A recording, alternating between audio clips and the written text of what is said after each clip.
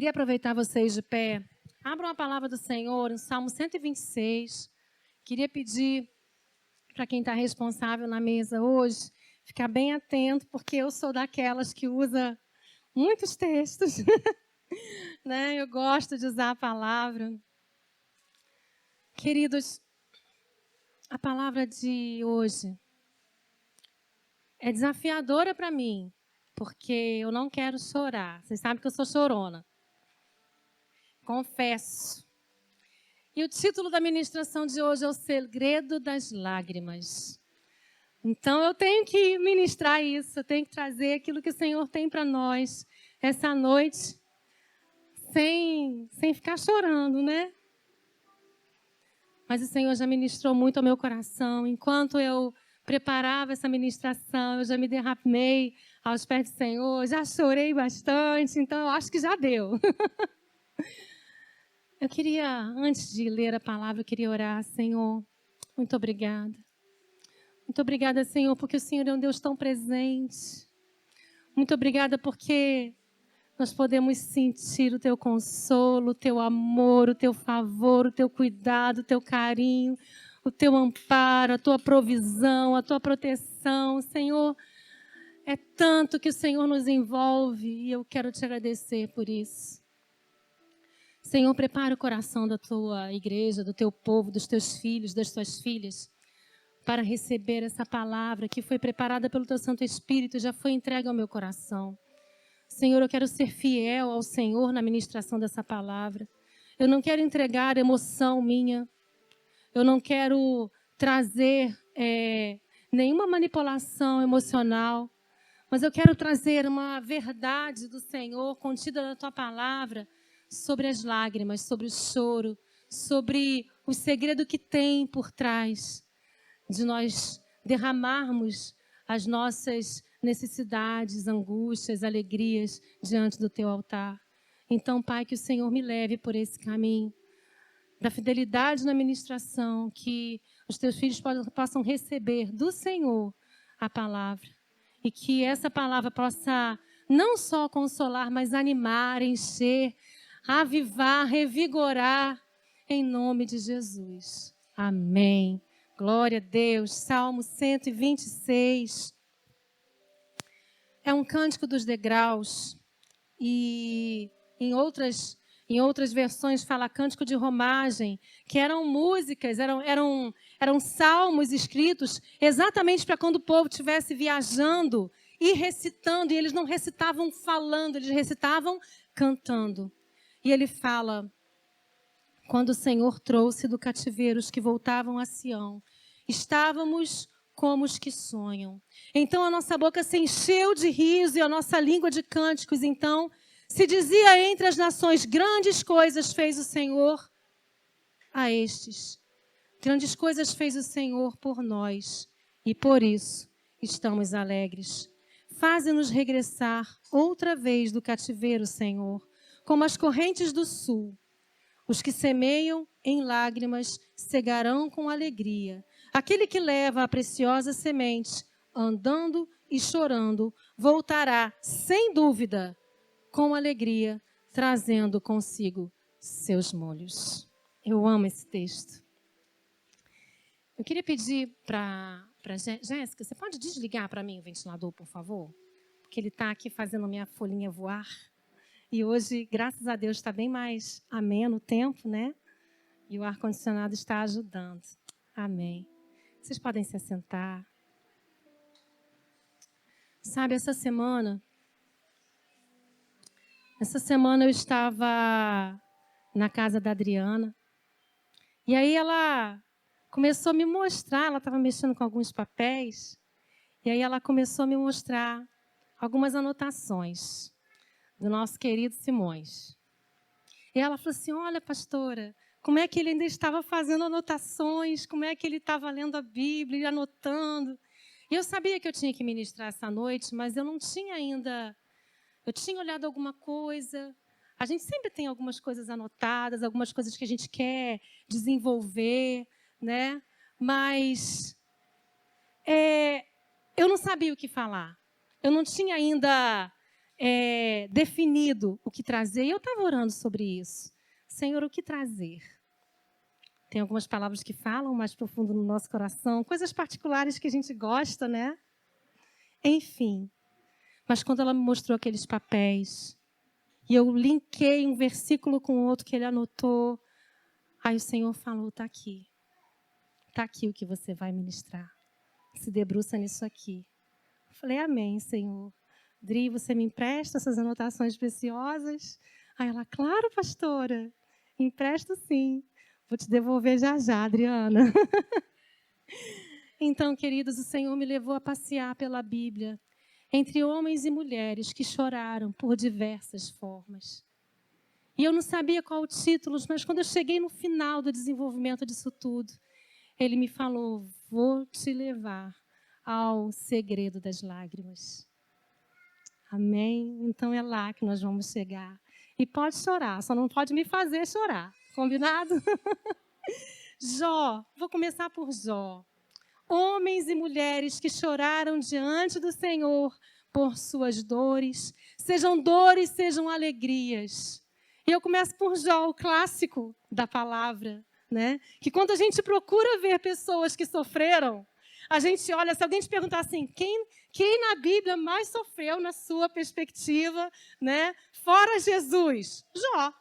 A gente não pensa em outra figura. Jó, por mais que isso não anule o sofrimento de muitos outros. Porque aquele que fala para você que o evangelho é só facilidade, ele está seguindo outro evangelho que não o da cruz. Tá? O Senhor passa conosco, como a gente cantou aqui. Ele passa pela prova conosco. Ele nos dá, ele nos sustenta. Mas a vida não é de facilidade, de alegria o tempo todo, não. Ele nos forja nas provas, né? Então, Jó, lá no versículo, não precisa colocar esse daqui não, lá no versículo 16, capítulo 16, versículo 20, ele fala, os meus olhos se desfazem em lágrimas diante de Deus. Diante de quem, querido? Não há lugar melhor. Se você tem que se desfazer, que seja diante do Senhor. Se você tiver que se desmontar, que seja diante do Senhor. E aí, quando você pensa assim, se desfazer, se desmontar, eu lembro de Ana. Gente, Ana, vocês acham que Ana, mãe de Samuel, só chorou naquele dia? Só clamou lá no altar, lá quando ela foi em Siló? Ela subia todos os anos com seu marido para apresentar a oferta diante do Senhor. Uma mulher naquela época que não tinha filhos, ela era como se fosse amaldiçoada, porque se o marido lhe faltasse, quem é que ia ser por ela? Não tinha. Não tinha jeito, não tinha solução. Então, era como se fosse amaldiçoada. Para piorar a situação, o marido dela tinha outra esposa, que a cultura, né, permitia isso, e a outra ainda ficava espizinhando ela. A Bíblia fala sobre isso, que Penina ficava, né, alfinetando, espetando. Como se não bastasse a dor de não poder gerar. Ela, todos os anos, eu não tenho dúvida, todos os anos ela ia diante do Senhor, mas aquele ano foi diferente. Eu não sei como é que ela clamou nos outros anos, eu não sei como é que ela pediu nos outros anos, mas nesse ano específico, o choro dela foi tão intenso, o clamor dela foi tão intenso, que o profeta achou, que o sacerdote achou, que ela estava bêbada. Não te demores no vinho, na bebida forte. Olha, eu vou dizer uma coisa para vocês, se fosse eu, e eu tivesse, assim, naquele momento, né? É porque a bichinha já estava, né? Devia estar, assim, destruída de chorar e de clamar diante do Senhor. Então, ela estava realmente, assim, de humildade diante do Senhor, quebrantada. Porque se não fosse isso, qualquer uma de nós olharia para ele assim, por quem me tomas? Né? Eu não tô bêbada, mas ela, com toda a submissão, respondeu ao sacerdote, Senhor, é a angústia da minha alma que me faz gemer assim. Eu fico imaginando tudo misturado ali, né? As lágrimas descendo. Imagina quando você chora com intensidade. Era assim que ela estava. Balbuciando coisas que ninguém conseguia entender, por isso que ele achou que ela estava fora de si. E estava, só que de angústia. E aí ele trouxe uma palavra. Por mais que aquele sacerdote não tivesse na melhor forma sacerdotal, em termos assim de exemplo, de cuidado com os filhos, mas ele era um homem de Deus.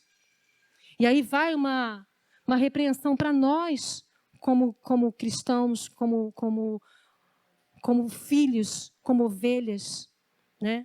Independente, né? Tem gente que assiste a gente depois, tem pessoas que veem o nosso canal. Independente se você, de repente, vê o seu pastor, o seu líder errando em algum momento, ele é o sacerdote ungido sobre você. Não cabe a você julgar ou repreendê-lo, cabe ao Senhor. Porque esse homem de Deus, Eli, era o homem, ele estava no erro com algumas coisas, principalmente na questão da ordem na igreja ali, porque estava afetando o sacerdócio dele, estava, mas quem tinha que fazer alguma coisa e fez era o Senhor. Não cabia a outra pessoa, mas ele era ungido de Deus.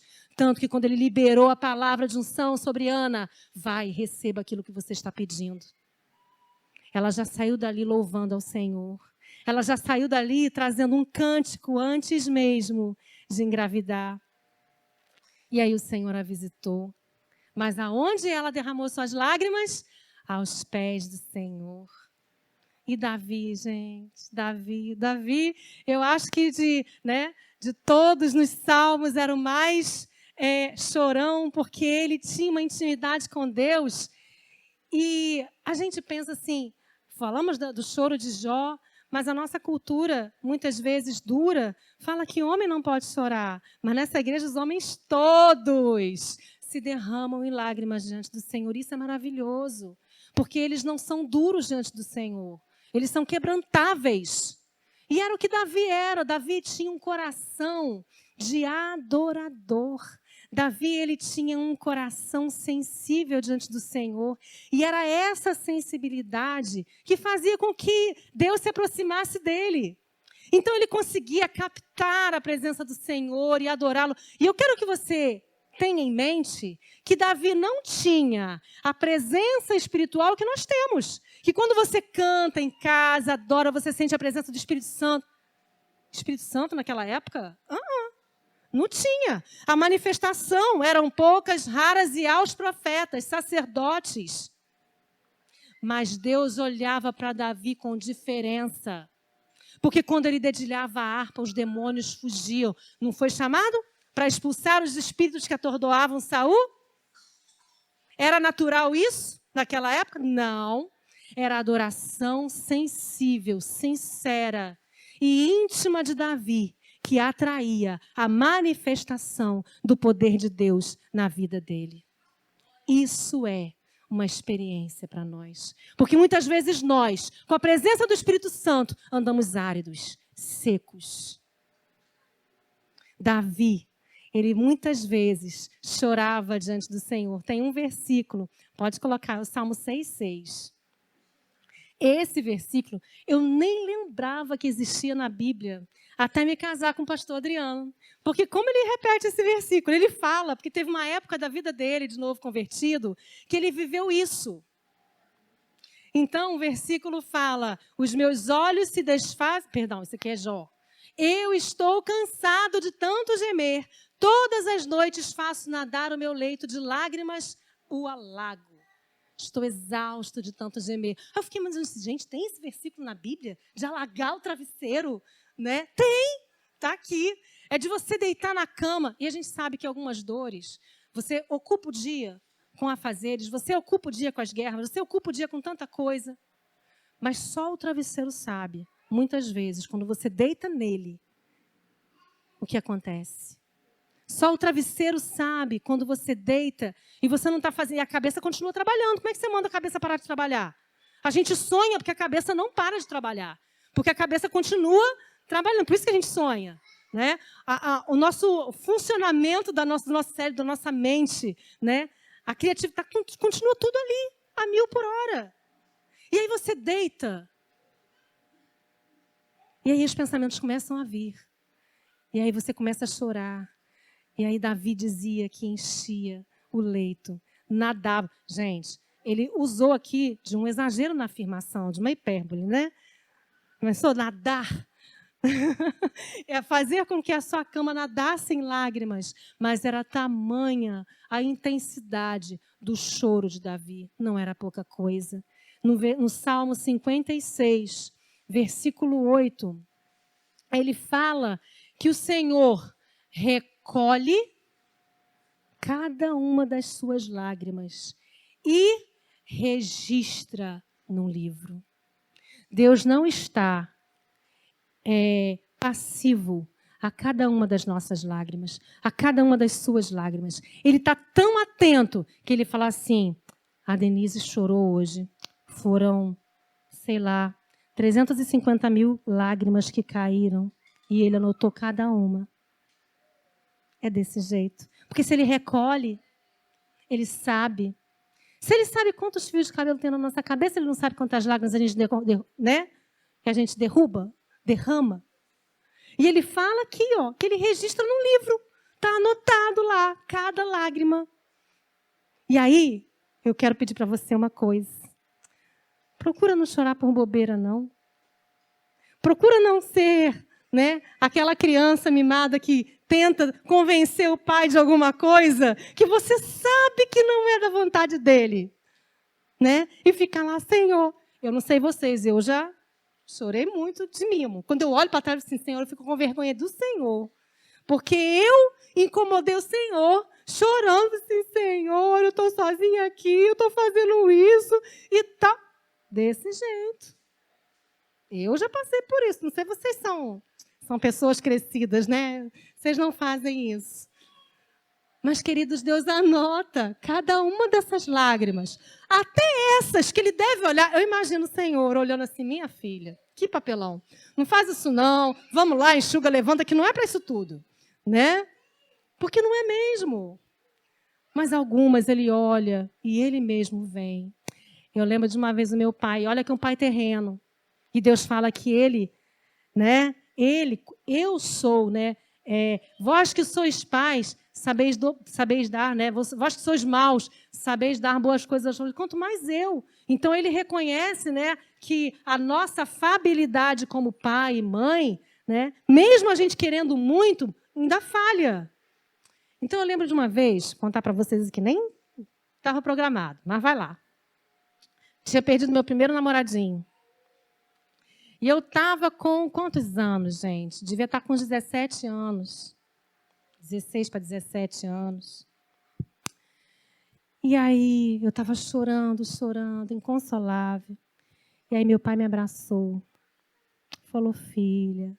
Tentou me falar algumas palavras que eu não lembro. Mas uma coisa eu lembro. Ele chorou comigo. E falou, se eu pudesse, eu sentiria essa dor no seu lugar. Se eu pudesse, eu tirava isso de você, para eu sentir no seu lugar. Isso eu lembro. E ele abraçou comigo e chorou. Chorou comigo. Então, pais de meninas aí, vão se preparando para as nuances emocionais das pequenas.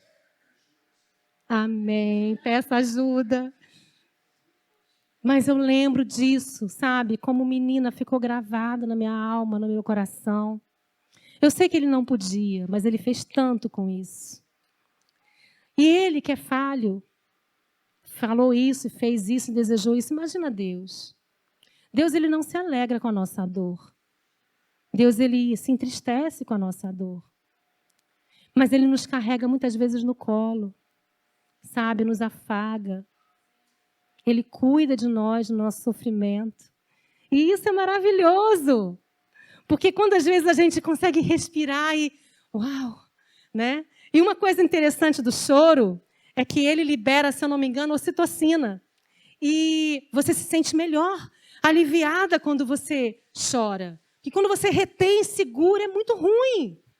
Você sente dor na cabeça, dor no coração, dor no peito, dor no corpo.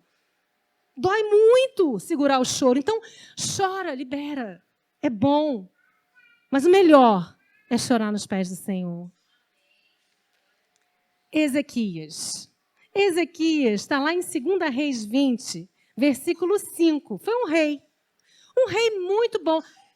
Israel né, depois da divisão dos reinos, teve muitos reis que foram ruins, não seguiram o Senhor como deveriam. E de vez em quando vinha um rei que chamava o povo de novo ao concerto, trazia o povo, né, à renovação no Senhor, derrubava os altos, né, dos ídolos. E aí, Ezequias foi um desses reis, um rei bom. Só que aí, um determinado dia, Ezequias, ele recebeu um aviso do Senhor. O Senhor chegou para ele e falou assim: arruma a tua casa, põe a tua casa em ordem, porque eu vou te levar. Aí Ezequias chorou.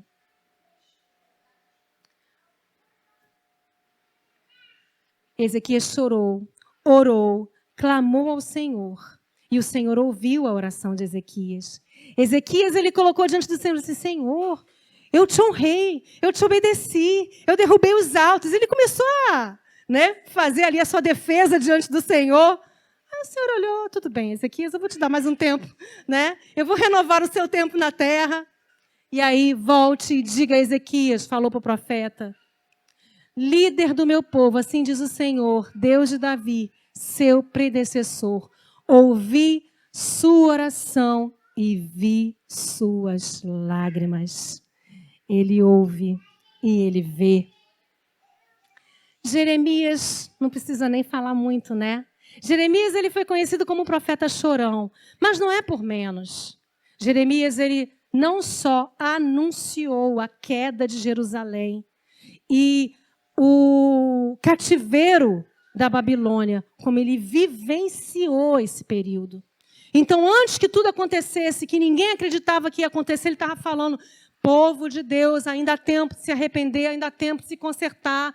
Volte para os seus caminhos, volte para o Deus de Israel, porque Ele está dizendo que nós vamos ser levados cativos para a Babilônia. Muitos de vocês vão morrer, muitos vão ser levados cativos.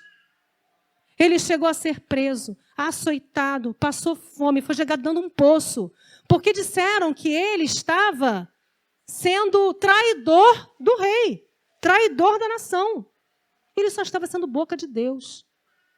Mas em vez dele ficar revoltado com o povo, revoltado com o rei, ele se humilhava diante do Senhor e chorava. Esse homem chorava, chorava pela nação. E aí, eu chego no Novo Testamento. Jesus. Jesus chorou. E isso eu sei que vocês sabem. Mas vocês sabem quantas vezes Jesus chorou? A Bíblia declara com a palavra: Jesus chorou uma vez. Mas eu digo para vocês que Jesus chorou em 3 ocasiões diferentes. E eu vou falar para vocês quais são elas. A primeira é Lázaro, né? Lázaro, né, quando Jesus estava ali, ele ainda demorou um pouquinho, né? O povo falava para ele: Jesus, né, o seu amigo está doente. Aí ele falou assim: não, não é para a morte, né? Não é para a morte. Aí os discípulos ficaram até tranquilos. Os discípulos, na verdade, estavam com medo de ir para Betânia, porque Betânia ficava muito próximo de Jerusalém. E nessa época, Jesus já estava sendo procurado para ser morto. E os discípulos estavam preocupados, não só com Jesus, mas com o próprio coro. E Jesus falou assim: não, eu vou chegar lá. Mas quando chegou, já era tarde para os homens. Mas tudo estava sob controle. Engraçado que meu pai, essa semana passada, me falou. Minha mãe brincava e dizia que Jesus chorou porque tinha que tirar Lázaro do paraíso. Aí eu falei: pai, ela falava isso? Falava. Ela brincava, claro. Jesus chorou porque tinha que tirar Lázaro do paraíso. Mas esse exemplo de Jesus chorar, quando viu a dor de Marta, Maria, dos familiares, dos amigos, sobretudo das 2 irmãs, mostra para a gente uma empatia muito grande de Jesus. Sabe, é uma coisa você ver na Bíblia chorar com os que choram, mas você vê Jesus, que não tinha necessidade nenhuma de chorar. Por quê, queridos? Porque ele sabia que Lázaro ia reviver. Então ele precisava chorar? Não. Ele chorou vamos dizer, de dor da perda de Lázaro? Claro que não. Claro que não. Ele só mostrou empatia. Ele fez exatamente aquilo. Ele sentiu a dor de Marta e Maria. Sabe, é uma coisa eu falar para você ser firme, para você ser forte, para você ser constante. Mas quando está doendo, eu preciso chorar com você. Mesmo sabendo que você precisa ser firme, forte e constante. É cruel demais quando algumas pessoas sobem num pedestal para achar que o outro não deveria estar chorando por tanto tempo, sofrendo por tanto tempo, se essa dor e esse choro é legítimo. Não é? Então, Jesus fez isso. Jesus, ele sentiu a dor. Ele fez o que meu pai fez, né? Meu pai, né, se espelhou em Jesus. Ele sentiu a minha dor. Meu pai não tinha... Olha, para o meu pai, acho que ele estava achando pouco e bom, né? Ah, minha filha vai ficar livre desse namoradinho. É bom que ela, né? É minha filha. Não que ele não queria que eu me relacionasse com alguém, mas estava cedo ainda. Então, para ele, melhor. Ele podia até estar rindo por dentro. Mas não. Ele chorou de verdade. Foi empatia. E foi o que Jesus fez com essas mulheres. No segundo momento, Jesus chora, não muito depois desse episódio, por Jerusalém. Coloca lá para mim em Lucas 19, 41 a 44. Quando Jesus vem, antes da entrada triunfal, ele tinha um costume de passar pelo Getsêmani. Porque ali no Getsêmani era o jardim de oração de Jesus. E o Getsêmani, ele fica exatamente em frente, ele fica no alto e em frente ao templo.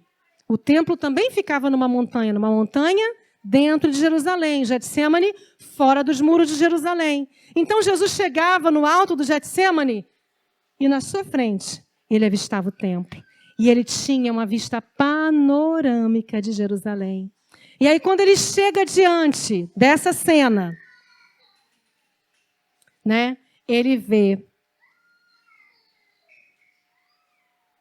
Jesus chora à vista de Jerusalém. Quando ia chegando, vendo a cidade, chorou. Está aqui, chorou. E dizia, se conheceras por ti mesma, ainda hoje, o que é devido à paz, ou seja, se vocês tivessem me reconhecido que eu sou a paz, estou aqui. Mas isso está agora oculto aos teus olhos. Pois sobre ti virão dias em que os teus inimigos te cercarão de trincheiras e por todos os lados te apertarão o cerco. Te arrastarão e aos teus filhos dentro de ti.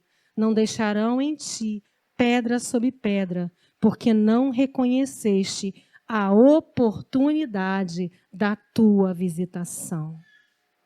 Jesus estava aqui fazendo um pranto profético, porque ele sabia da destruição de Jerusalém no ano 70, por Tito, o imperador romano. No ano 70,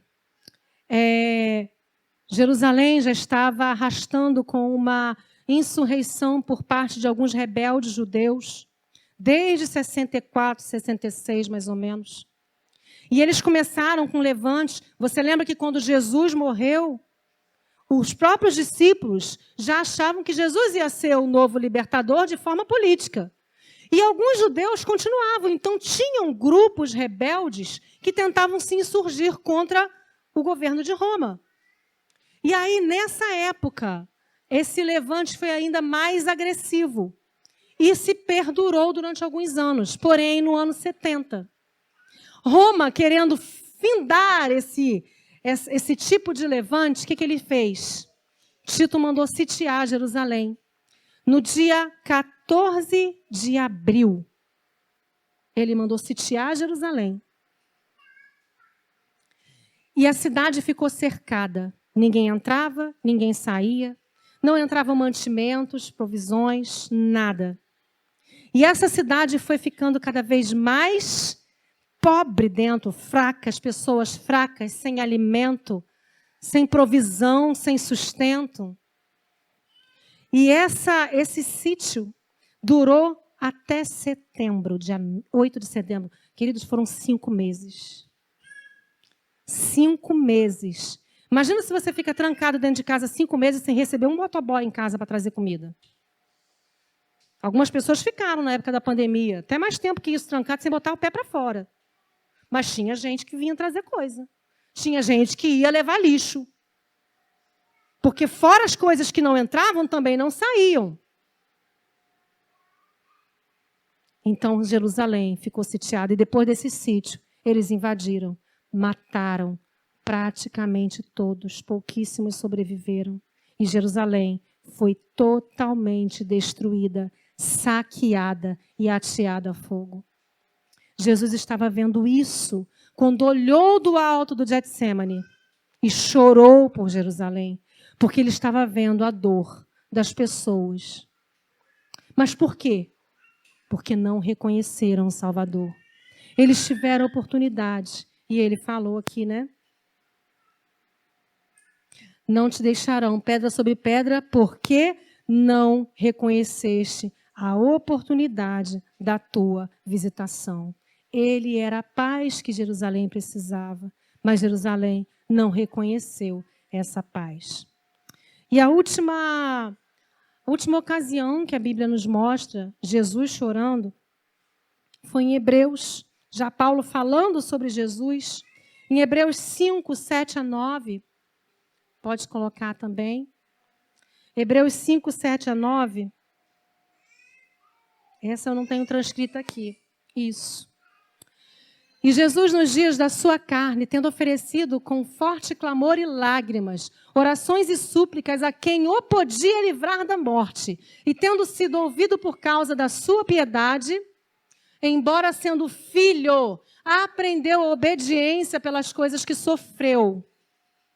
E tendo sido aperfeiçoado, tornou-se o autor da salvação eterna para todos os que lhe obedecem.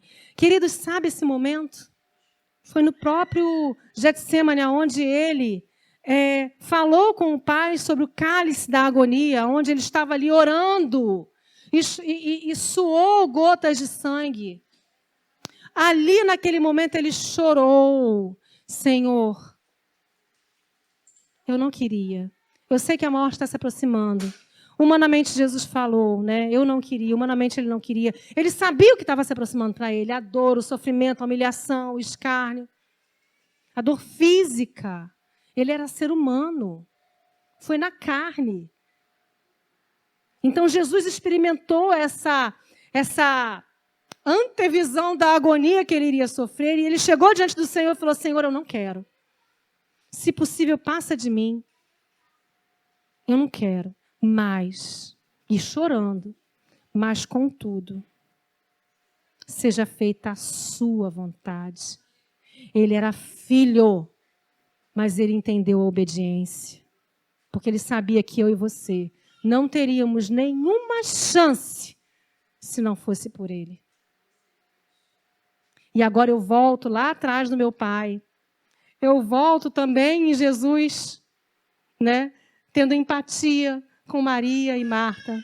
E eu pergunto para você, será que Deus não sofreu querendo salvar o filho dele dessa dor que viria? Será que ele não chorou? Porque era o filho. Ele sabia que viria depois, ele sabia que venceria, ele sabia que ressuscitaria e que estaria novamente com ele. Como está agora, um corpo de homem no céu, transformado, glorificado. Assim como nós, quando formos arrebatados, seremos. Amém? Mas ele passaria por todo sofrimento. Então houve lágrimas. Então Jesus chorou nessas 3 oportunidades. Não obstante ser Deus e saber que no final, né, o que aconteceria, mas sentiu. A mulher que chorou aos pés de Jesus. Essa foi uma adoração extravagante. Nós temos 2 questões aqui. Tem a mulher que foi Maria, irmã de Lázaro, que derramou, né, o vaso de alabastro, né? Não é esse momento. É uma pecadora que foi diante de Jesus, num jantar do qual ela não foi convidada. E quando o texto fala, né, o dono da casa, um Simão, fala: se esse fosse profeta, saberia que tipo de mulher era essa, porque ela é pecadora. Quando fala nesses termos, é porque ela era uma prostituta. Então, essa mulher veio diante de Jesus. A Bíblia não fala o nome dela, você pode pesquisar, tem gente que fala que pode ter sido Maria Madalena. Pode ser, pode não ser. Maria Madalena não era a única prostituta que existiu naquela época, né? Pode ser outra. Então, foi diante do mestre, se ajoelhou aos seus pés. Ela começou por trás e foi e jogou, né? Começou a derramar suas lágrimas aos pés de Jesus e secar com seus cabelos. Depois ela veio com um unguento e jogou nos pés de Jesus. Aquilo ela fez foi uma doação da alma e uma doação dela, porque a cultura fala que as mulheres, as prostitutas na época, usavam, pendurado no colar, um vasinho com unguento. Então ali ela derramou o que ela tinha. Ela jogou aos pés de Jesus. E aí há um embate ali em relação àquilo, porque Simão, o dono da casa, ficou, né, assustado. Falou assim, não, se ele fosse realmente profeta, ele saberia que essa mulher é uma prostituta e não permitiria que ela tocasse nos seus pés ou fizesse algo assim. E aí Jesus começa a conversar com Simão, porque Jesus entendeu, Simão não verbalizou. Aí Jesus começou, né? Ele conjecturou apenas. E aí Jesus começou a conversar com Simão. Simão, quando eu cheguei na sua casa, você não me deu água, você não me deu beijo. E essa mulher não para de beijar os meus pés. Você não lavou os meus pés. E ela não cansa de regar os meus pés com as suas lágrimas. Você não ungiu a minha cabeça. E ela derramou o seu unguento. E aí perguntou antes para ele se um credor tem duas pessoas que devem a ele. Uma deve, eu não lembro aqui o que ele falou, mas uma deve um pouquinho, outra deve um montão. Digamos assim, 50 denários e 500 denários. Né? E ele vem e perdoa ambas. Quem vai amar mais esse credor? Aquele que perdoou pouco ou aquele que perdoou muito? Aí Simão, na mesma hora, falou assim, o que perdoou muito. Você entendeu. Por isso, ela está fazendo o que está fazendo. E você não fez nada por mim. Ela sabia o quanto ela precisava de perdão. E na mesma hora o Senhor a perdoou. Aquelas lágrimas provocaram algo no reino espiritual e em Jesus que liberou o perdão para aquela mulher pecadora, que nem nome tem. Mas então são lágrimas que também geram o milagre e a manifestação do Senhor. O pai do menino lunático. Eu não lembrava que ele tinha chorado. Lembra um menino que se jogava no fogo, se jogava na água, e o pai levou ele para os discípulos, e os discípulos não conseguiam expulsar o demônio. E aí Jesus, né, ele veio para diante de Jesus e falou assim, e está escrito aqui, logo o pai, Jesus falou com ele, né, e logo o pai do menino, clamando com lágrimas, disse, Senhor, eu creio. Porque Jesus falou assim, se creres, né, aí ele clamando com lágrimas, falou, Jesus, Senhor, eu creio. São as lágrimas de um clamor que geraram nele uma fé. E ele ainda completou, ajuda-me na minha incredulidade. Se você quiser ver lá depois. Está lá em Marcos 9, 24.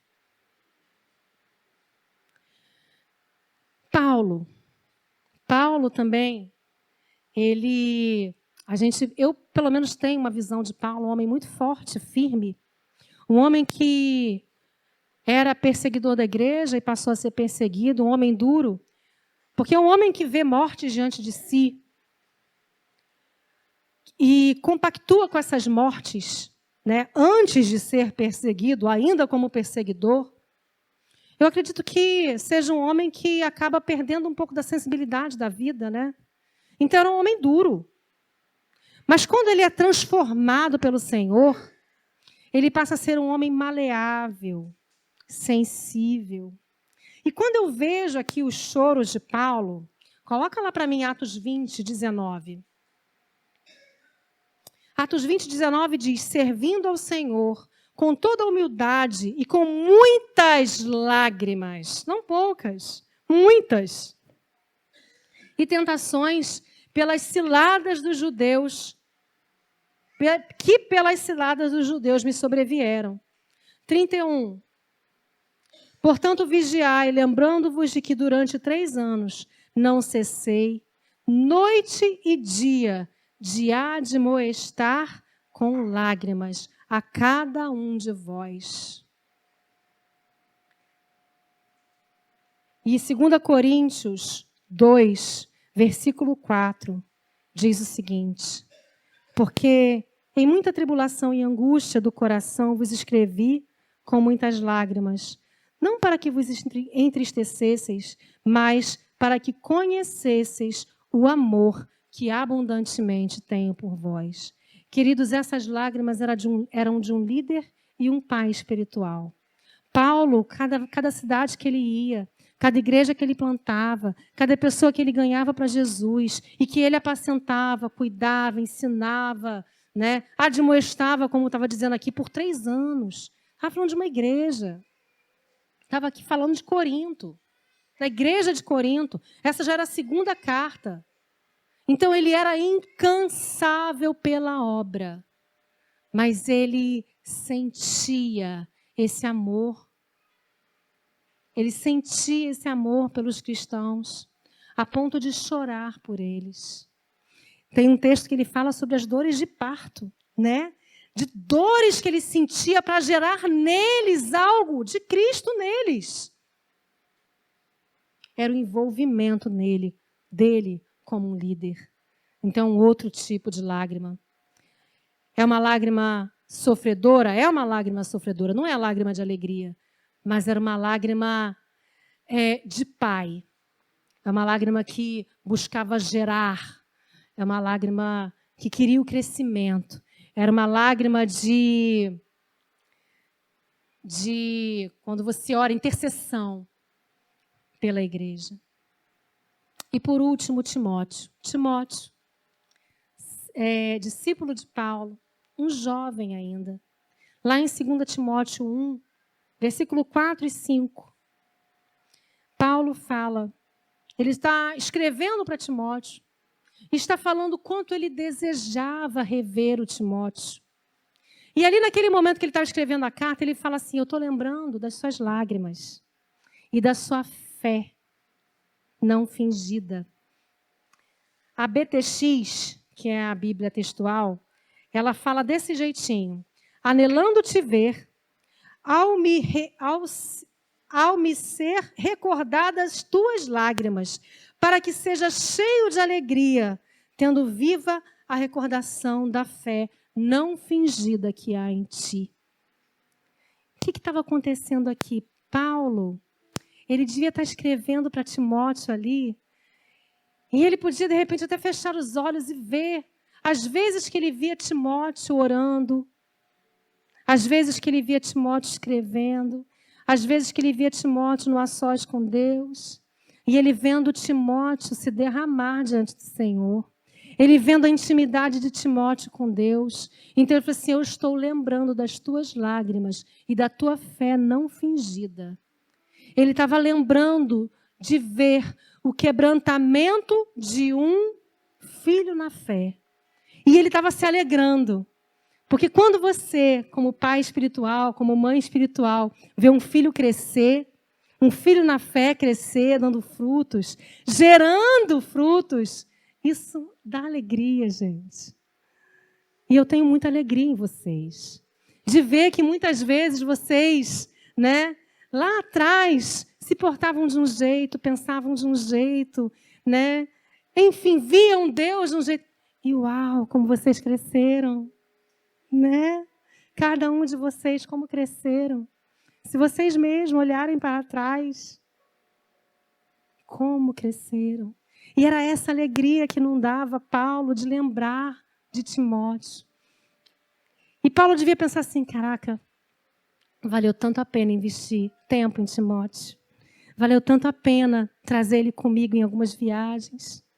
Como eu lembro das vezes que ele se debruçou e chorou diante do Senhor. Timóteo, eu estou aqui escrevendo para você, cheio de alegria de poder te rever, de poder te reencontrar.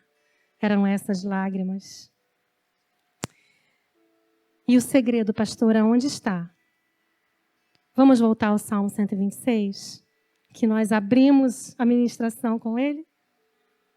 Salmo 26, o título desse salmo, numa das Bíblias que eu olhei, está lá, consolo para os que choram. Quando o Senhor restaurou a sorte de Sião, ficamos como quem sonha. Tipo assim, me belisca, que eu estou dormindo. Então a nossa boca se encheu de riso e a nossa língua de júbilo. Então entre as nações se dizia, grandes coisas fez o Senhor por eles. Com efeito, grandes coisas fez o Senhor por nós. E por isso estamos alegres. E aí vem, Senhor, restaura a nossa sorte como as torrentes do Neguebe. Os que semeiam com lágrimas. Repete comigo. Semeiam com lágrimas. Com júbilo ceifarão. Aqui está a primeira chave. E essa chave eu peguei emprestada do Simões. Semear com lágrimas. É ação. Você pode chorar, mas não para. Você pode chorar, pode estar doendo, mas não deixa que a dor te aprisione. Não deixa que o inimigo use a dor legítima para fazer você ficar parado no mesmo lugar. Porque você precisa agir, avançar, andar, semear. Então não fica parado, não. Quem sai andando e chorando, andando, não está parado, não está deitado, não está prostrado, não está aprisionado, é andando. Eu estou sentindo dor, está difícil, está doendo, mas eu estou andando. Eu não estou parado, eu não vou parar, não vou desistir. Enquanto semeia, e aí vem o refrigério, voltará com júbilo, trazendo os seus feixes. Tem colheita para quem não para. Tem colheita para quem continua. Tem colheita para quem avança. Tem resposta do Senhor. Por mais que chore enquanto você semeia, tem colheita. É uma ação, né, que vai gerar colheita. Existe um perigo muito grande quando nós permitimos que Satanás nos aprisione na dor. Só você pode permitir isso. Se você não permitir, como a gente cantou aqui, o crente canta, né? Passa pela prova dando louvor, dando glória a Deus. Não se deixa amedrontar, aprisionar, prostrar, fica fraco. Não, porque a alegria do Senhor é a nossa força. Aleluia. Mateus 5,4 fala de consolo. Jesus garantiu, bem-aventurados os que choram, porque eles serão consolados. E antes de ler o último texto, pode botar na primeira tela? Queria compartilhar com vocês o que gerou essa ministração. É a letra dele. A habilidade de Deus restaurar a vida está além da nossa compreensão. Não limite os poderes e habilidades de Deus. Deus permite que algumas situações aconteçam em nossas vidas para que possamos ser transformados. Florestas podem ser totalmente queimadas e crescer novamente. Um osso quebrado pode ser restaurado. A escuridão da noite tem seu fim ao romper do sol. Vai passar. E aí ele escreve aqui, repita comigo, vai passar, vai passar, vai passar. As lágrimas de hoje podem regar as sementes que se transformarão em uma colheita de alegria, pois Deus pode extrair o bem até mesmo de uma tragédia. Wesley Simões. Vai passar, queridos. E o Senhor está passando conosco por todo esse processo.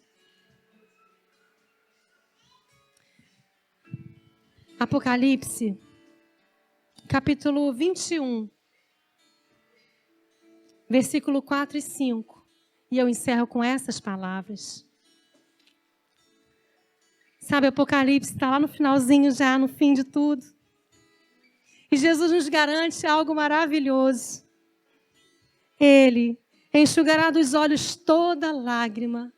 E quando Ele fizer isso, não haverá mais morte. A morte já não existirá. Já não haverá luto, nem pranto, nem dor. Porque as primeiras coisas já passaram. E aquele que está sentado no trono disse: eis que faço novas todas as coisas. E acrescentou: escreve, porque essas palavras são fiéis e verdadeiras. Existe um Deus que está sentado no trono e Ele garante que todas as lágrimas vão ser enxugadas e que não haverá mais morte. Nós estamos caminhando para isso. Glória a Deus. Glória a Deus, Senhor.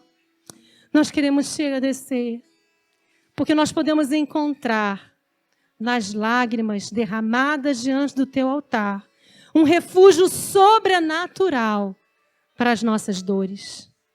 Também podemos chorar diante do Senhor de alegria. Que o Senhor possa, Pai, de fato, trazer esse consolo e enxugar cada lágrima que derramamos. Em nome de Jesus. E nos mantemos firmes num propósito, na esperança da vida eterna em Ti, para podermos juntos celebrar a vida eterna. Em nome de Jesus. Amém.